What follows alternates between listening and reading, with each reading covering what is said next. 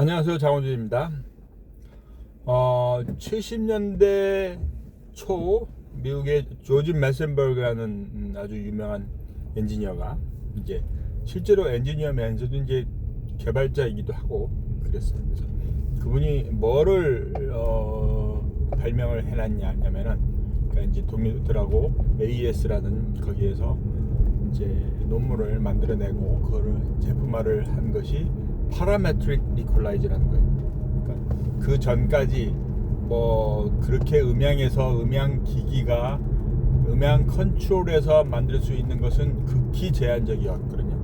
그러니까 단순하게 이제 볼륨을 만질 수 있는 거랑 그 다음에 이제 컴프레서라는 것이 나오고 그래서 레벨을 컨트롤할 수 있는 그런 정도, 그 다음에 이제 뭐 고음과 저음 정도의 이제 우리가 소위 그 쉘빙 EQ라고 할 수 있는 것들, 그 다음에 필터라고 할 수 있는 것들이 있었지만 우리가 잘 아는 것처럼 이렇게 이제 파라메트릭 이퀄라이저, 그래서 Q 값을 지니고 내가 원하는 주파수 대역을 골라서 키우거나 줄일 수 있는 것들이 실제적으로 발명되고 나온 게 이제 70년대 초반에 조지 메센버그라는 그분이 만들어 놓은 그 회로에 의해서 도입이 된 거예요. 그러니까 그게 벌써 55년이 된 거죠. 54, 5년. 그래서 그게 실제적으로 모든 이제 우리 팝 음악이거나 뭐 K-팝이나 뭐나 다 이 음악의 중기를 이끌었던 많은 믹서의 기본 장비로 들어가게 되고, 그래서 톤 컨트롤을 한다는 거, 우리가 음색 조정을 한다는 것에 아주 중요한 요소로 작동을 했습니다. 그래서 뭐 다른 것들이 없던 무슨 뭐 게이트나 컴프레서 이런 것들이 없던 시대의 아날로그 믹서에도 기본적으로 이퀄라이저가 포함되어 있었고, 이건 이제 맥기 뭐 16챈더처럼 작은 믹서도 그렇고, 이제 대형 녹음실 콘솔에서도 기본적으로 이퀄라이저에 파라메트릭 이퀄라이저라는 것이 포함되어 있었어요. 그래서 이제 나오게 되고 그랬는데 이제 사람들이 시간이 지나면서 이 기본 이퀄라이저의 기능에 대해서 이제 이게 완벽한 톤 컨트롤에 대한 것이라고 알고 있다가 이것의 한계를 느끼기 시작합니다.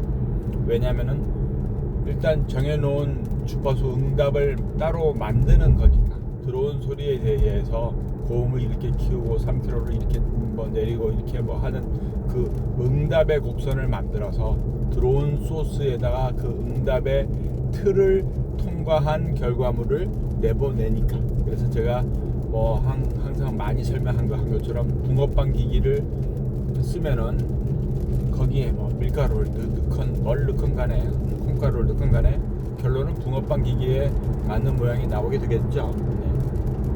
그러니까 그 틀이라는 것이 정해져 있다라는 것이 어떤 의미에서는, 그러니까 이제 뭐 누구는 붕어빵 기계가 될 수 있고 누구는 이제 와플처럼 그런 기계가 될 수 있고 누구는 붕어빵이 아니 뭐 다양한 이게 되겠죠. 그게 그러니까 이제 그 목적으로 쓰는 거는 그렇게 쓰는 거는 맞는데, 중요한 것은 소리라는 것이 그게 고정된 주파수 응답을 주파수의 패턴을 가지고 있지 않다라는 거예요. 그러니까 소스 그 자체가 고음과 중음과 저음에서의 양의 차이도 있고 시간적인 변화도 다르고, 그 엔벨롭이라고 말하는 것들. 그러니까 이 엄청나게 다양한 거를 우리가 그냥 이퀄라이저에서 하나로 잡아놓은 그 주파수 틀에 의해서만 컨트롤 된다라는 것이, 그게 뭐 그 방법밖에 없었기 때문에 그걸 50년 이상 사용해왔다고밖에 말할 수 없는 환경인 거지. 그거 말고 다른 방법이 있었다라면 다르게 처리를 당연히 했어야 되는 거예요.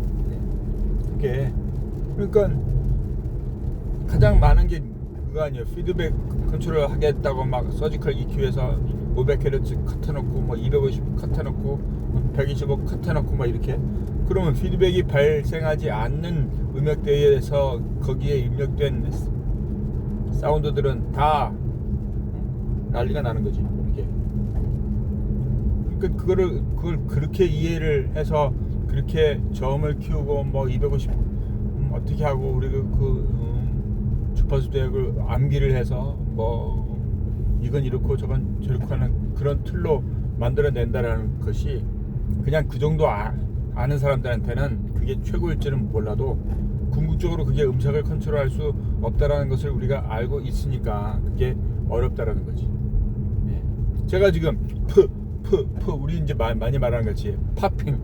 파핑을 제거하겠다고 125나 150에서 로우컷을 해버리는데 그러면 파핑이 안 나오는 하는 이런 정말 부드럽고 자연스러운 저음이 들려야 하는 그런 사운드는 결코 만들어내지 못하는 거잖아요. 예. 강대상 마이크라든지 사회자 마이크라든지 보컬 마이크 무대 위에서 기타라든지 이런 거에 모두 다 로우컷을 해버리니까 다들 그러니까 소리가 부드럽고 웜한 사운드라는 것이 애당초 나올 수 없다라는 거죠. 예. 그러니까 이제는 한 단계 넘어서 그 이퀄라이저라는 것을 다르게 좀 생각을 해봐야 된다라는 거예요. 네. 그래서 뭐 이런 이야기 제가 초기에 많이 했습니다만 이제 그러다가 사람들이 이것이 톤 컨트롤이 그냥 단순하게 이퀄라이저에서 뭐 몇 킬로헤르츠 얼마 키우고 뭐 하는 그렇게 해서 답이 나오는 것이 아니다라는 것을 깨닫기 시작을 하고 그리고 실제 이제 엔벨롭이라는 것들을 이해를 하면서 이게 톤이 실제적으로는 구성된 내용들의 다이나믹한 컨트롤로 인해서 바뀌는 부분들이 많다는 것을 인지하면서부터 그러면서 이제 제가 설명하는 것처럼 게이트를 사용해서 음색을 바꾸기도 하고 컴프레서를 사용해서 음색을 바꾸기도 합니다. 그래서 그러다가 보니까 톤 컨트롤이라는 것을 그렇게 할 거라면 차라리 멀티밴드 컴프레서 같은 거를 사용하고 그래서 각각 주파수 대역대를 나눠서 거기에서의 다이나믹을 컨트롤하면서 조금 더 이제 원론적으로 우리가 그렇게 고정된 이퀄라이저의 주파수 응답을 쓰지 않고 다이나믹하게 멀티밴드 컴프레서처럼 그렇게 사용해서 거기에서 메이크업 게인들이나 이런 걸로 조정을 한다면은 소스의 어떤 특성에 따라서 어떤 그 컬러에 따라서 이게 반응을 다르게 할 수 있는 그런 결과물을 만들어낸다라는 얘기지. 그게 다이나믹 이퀄라이저라는 것이 나오고 이제 많은 플러그인 회사들에서 그 부분들을 고려해서 이제 나옵니다. 팹 필터의 뭐 프로큐4 같은 것들도 이제 그냥 이퀄라이저인데 거기에 클릭하면 다이나믹 EQ 모드가 나오기도 해요. 그래서 이제 해당 부분에 대한 것들을 실질적으로 신호의 변화에 유동적으로 대응할 수 있게끔 그렇게. 그러니까 이제 이런 것들이 음색 컨트롤이 어느 정도까지 생각을 해서 해야 되는 것이라는 것을 우리가 좀 알아야 된다는 거지. 단순하게 그냥 EQ 하나 걸어놓고 아니면 뭐 빈티지 EQ라고 해서 각각의 뭐 캐릭터가 있는 것들을 그렇게 쓰지 말고 저는 여러분들이 저부터 그래요. 제가 완벽하게 컨트롤할 수 있는 것들을 원하지 그 기기에서 왜곡되는 내가 컨트롤하지 않는 무언가가 나오게 하는 것들을 원하지는 않아요. 그러니까 그게 뭐 그냥 양념처럼 라면 스프 조금 넣는 것처럼 어떤 그런 효과를 뭐 생각할 수는 있겠지만 그렇게 맡기지는 말라고. 신라면 스프 넣으면은 아무리 여러분들이 재료가 좋은 것들을 넣어봐야 그냥 그 맛이 되는 거예요. 그게 그렇죠. 그래서 그런 의미에서 우리가 이퀄라이저를 이제 한번 다시 생각을 해보자라는 얘기예요. 여러분들이 그냥 버릇처럼 몇 키우고 몇 헤르츠 어떻게 하고 하는 거가 그게 내가 지금 어떤 내가 뭐 생각하고 있는 붕어빵 기계만 만들어내는 거고 이렇게. 그럼 거기에 여러분들이 원하는 거는 뭐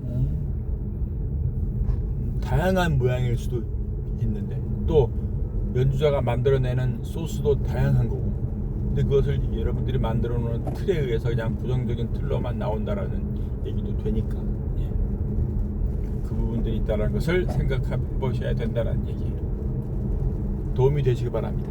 이거 아주 중요한 이야기인데 아마 누구도 이런 얘기를 잘 안 해드릴 거예요. 아마 못 들으실 이야기인데 이 중요한 강의를 여러분만 듣고 있지 말고 나눠주시고 많은 사람들이 같은 공감대에서 같이 공부를 할 수 있게끔 그런 환경을 만들어 주시면 좋겠습니다.